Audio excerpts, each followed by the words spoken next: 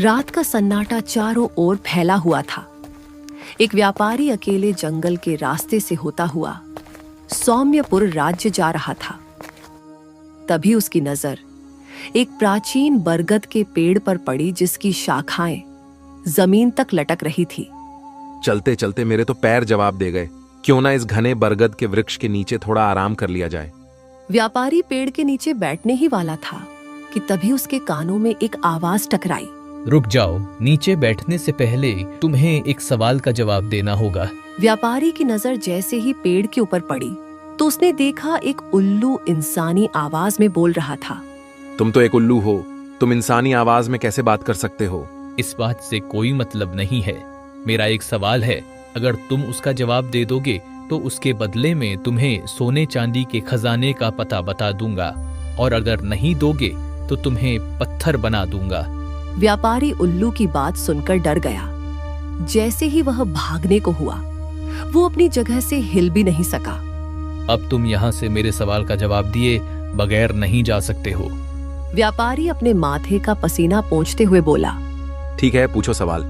तो फिर सुनो, सवाल ये है कि एक तरफ तुम्हें एक हीरे से भरा हुआ जंगल दिया जाए, वहीं दूसरी तरफ तुम्हें एक दूसरा जंगल दिया जाए जो अंधेरे से भरा है। तुम बताओ कौन सा जंगल लेना पसंद करोगे? मुझे नहीं पता था कि तुम इतना आसान सा सवाल करोगे। अरे जाहिर सी बात है कि मैं हीरों से भरा हुआ जंगल लेना पसंद करूंगा। व्यापारी की बात सुनकर अचानक उल्लू की आंखों से रंग बिरंगी किरणें निकली और व्यापारी पत्थर का बन गया।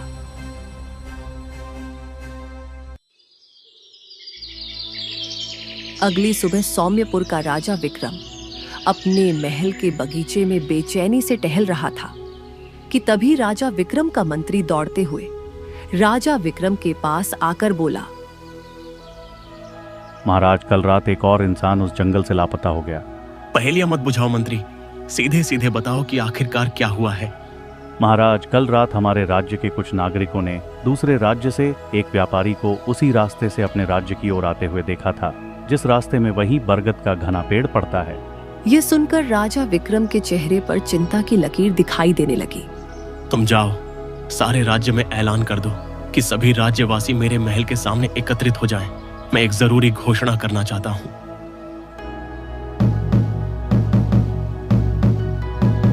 कुछ देर में सारे नगरवासी महल के सामने एकत्रित हो गए। राजा अपने महल की छत पर सभी लोगों से खड़ी होकर बोला। सौम्य नगर के वासियों, आज मैं यह ऐलान करता हूं कि तुम में से कोई भी व्यक्ति उस रास्ते से नहीं जाएगा जिस रास्ते से वह घना प्राचीन बरगद का पेड़ पड़ता है। अगर कोई व्यक्ति वहां से आता हुआ या जाता हुआ दिखाई दिया तो तुम सबका कर्तव्य है कि उसे वहां जाने से रोके, ठीक है? इतना कहकर राजा अपने कमरे में बेचैनी से आकर टहलने लगा कि तभी राजा की पुत्री तारा और उसका पति, जो कि दूसरे नगर का राजकुमार था, राजा से बोला। उस बरगद के पेड़ के बारे में तो तरह तरह की अफवाह मैंने भी सुन रखी है। आखिर इसका क्या रहस्य है? कहते हैं कि उस बरगद के पेड़ के ऊपर एक सुंदर सा उल्लू रहता है जो लोगों से एक अजीबोगरीब सवाल करता है और निर्दोष मासूम इंसानों को पत्थर बना देता है। अगर ऐसी बात है तो फिर मैं आपके राज्य की प्रजा को उस जादुई उल्लू से मुक्ति दिलाऊंगा। नहीं राजकुमार, ऐसा गलती से भी मत करना। अरे नहीं महाराज, मुझे मत रोको, मैं भी उस उल्लू के सवाल को सुनना चाहता हूँ। तभी राजकुमार की पत्नी तारा राजकुमार से बोली। मैं भी आपके साथ चलूंगी। आप मेरे पिता के राज्य के लिए इतना सब कुछ कर रहे हैं तो मेरा भी तो कुछ कर्तव्य बनता है।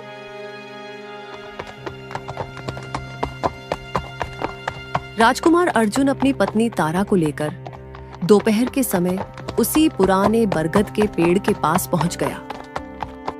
राजकुमार ने देखा उस पेड़ के पास एक बहुत ही सुंदर सा तालाब था। तभी उस तालाब के ऊपर राजकुमार को पत्थर की मूर्तियां तैरती दिखाई दी। राजकुमार अपनी पत्नी तारा से बोला। मुझे लगता है ये वही मासूम निर्दोष इंसान है जिन्हें पत्थर बना दिया गया। राजकुमार ने इतना बोला ही था कि तभी उसके कानों में उसी उल्लू की आवाज टकराई।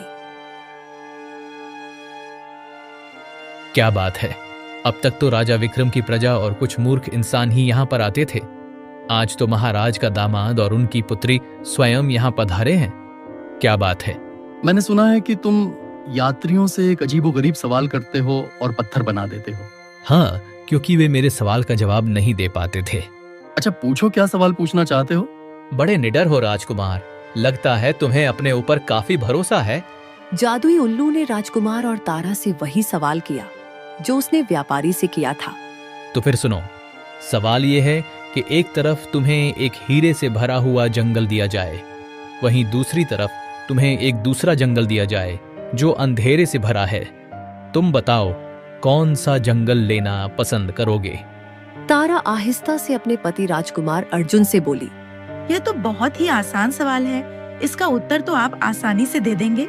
जाहिर सी बात है, कोई भी इंसान अंधेरे का जंगल क्यों चुनेगा, वह तो हीरो का ही जंगल चुनेगा। नहीं तारा, इसमें कुछ तो रहस्य है। राजकुमार उस जादुई उल्लू से बोला। मैं अंधेरे से भरा हुआ जंगल चुनूंगा। राजकुमार का जवाब सुनकर उल्लू बुरी तरह से चौंक पड़ा।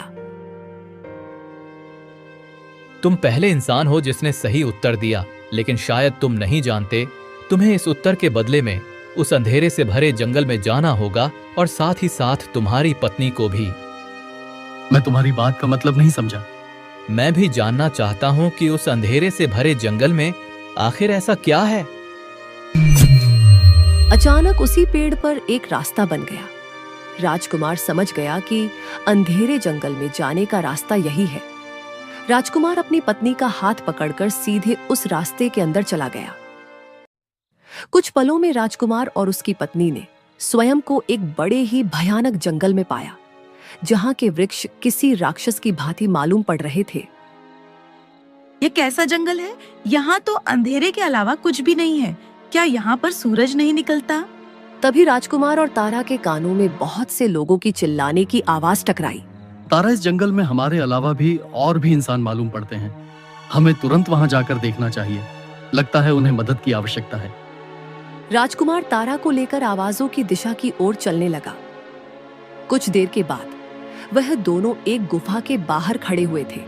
उस गुफा के अंदर जाने वाले द्वार में बड़ी बड़ी मोटी सलाखें लगी हुई थी। उन सलाखों के अंदर गुफा में बहुत से लोग बंद थे।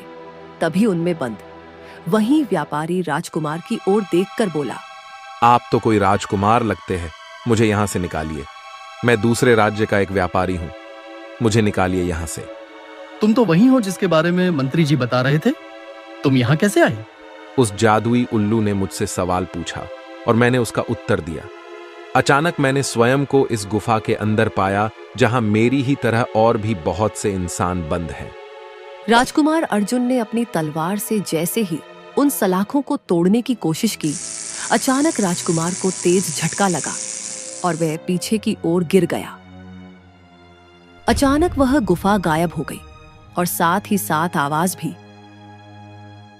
राजकुमार अर्जुन और तारा ने अपने आप को एक सुंदर तालाब के किनारे पाया।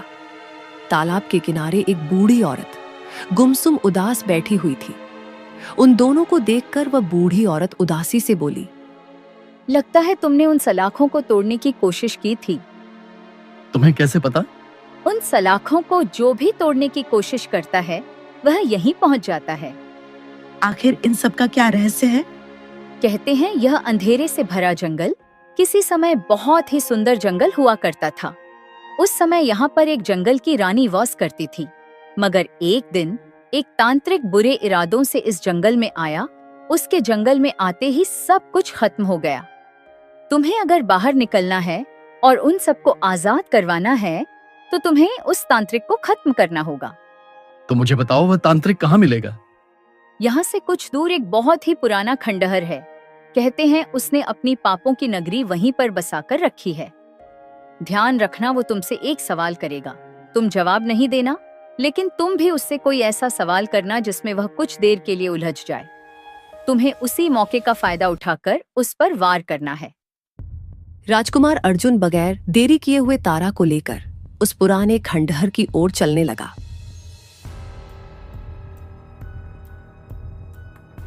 कुछ देर बाद उन दोनों को एक पहाड़ी पर बना हुआ एक टूटा और पुराना खंडहर नजर आने लगा। क्या हमें उसके लिए अंदर जाना चाहिए? अगर हमें रहस्यों की परतों की गहराई में उतरना है और उन्हें सुलझाना है तो हमें खंडहर के अंदर जाना ही होगा। क्या उस बूढ़ी औरत की बात पर भरोसा किया जा सकता है? तारा, हमारे पास और कोई रास्ता नहीं है।